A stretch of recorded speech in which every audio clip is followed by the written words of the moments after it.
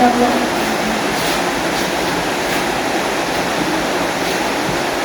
Apakah adik merasa nyaman dengan duduk seperti ini? Cukup nyaman Bu. Baik. Nama adik siapa? Opa. Atau boleh saya memanggil apa? Boleh. Apa bagaimana kabarnya hari ini? Cukup baik Bu. Kesini sama siapa? Sama ibu. Alpar tahu konseling ini dari mana? Dari sosial media.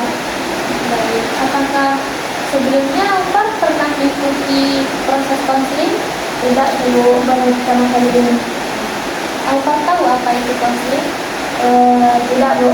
Baik, di sini saya akan menjelaskan sedikit. Konseling itu proses tatap muka antara saya sebagai konselor dan Alpar sebagai klien untuk bersama-sama kita mengentaskan masalah yang sedang Alpar alami.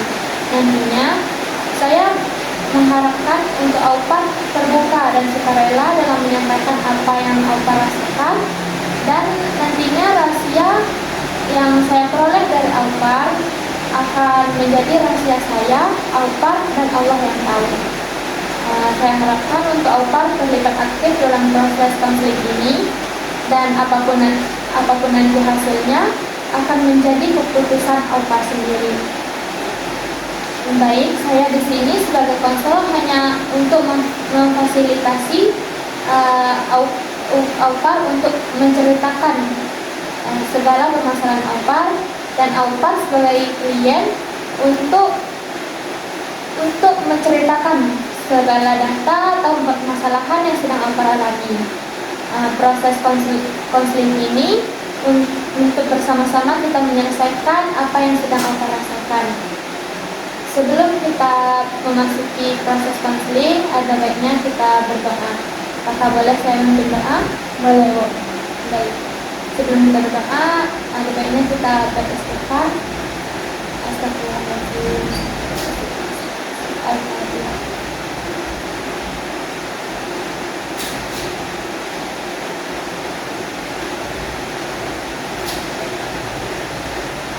Ya Allah, temani kami dalam proses konseling ini. Titip masalah Alpar, hanya Engkau yang bisa menyelesaikannya. Buat Alpar bahagia dan ridhoi pertemuan kami, ya Allah. Baik, saya merasa senang Alpar bisa hadir di sini dan mau berbagi cerita dengan saya. Hari ini kita santai saja ya. Saya akan mendengarkan apa yang Alpar rasakan sehingga Alpar ingin berpartisipasi untuk dalam konseling ini. Saya merasa teman-teman ini selalu sangat Alpar dan mengakibatkan malas belajar dan jarang bermain bersama teman-teman. Apa boleh diketahui biasanya Alpar menggunakan handphone untuk apa saja? Bermain dan membuka event dan catatan bersama teman. Jadi Alpar menghabiskan waktu di rumah untuk itu ya? Ya Bu, karena kalau tidak bermain handphone nantinya bosan. Kalau misalnya Alpar diminta untuk belajar dan disuruh berhenti bermain handphone oleh orang tua Alpar, bagaimana? Saya Bu, kadang alhamdulillah sih. Jadi Alpar kesal ya kalau diminta berhenti bermain handphone. Ya saya ganggu aja Bu. Baik, saya mengerti. Jadi HP itu bikin Alpar senang, tapi di sisi lain Alpar juga merasa sulit untuk berhenti dan akhirnya malah untuk belajar. Benar begitu? Ya saya juga merasa salah sih Bu, itu susah aja Bu. Ibu lihat kamu merasa bersalah karena terlalu sering menggunakan handphone dan pelajarannya menjadi terganggu. Ya Bu, nilai aku juga turun Bu.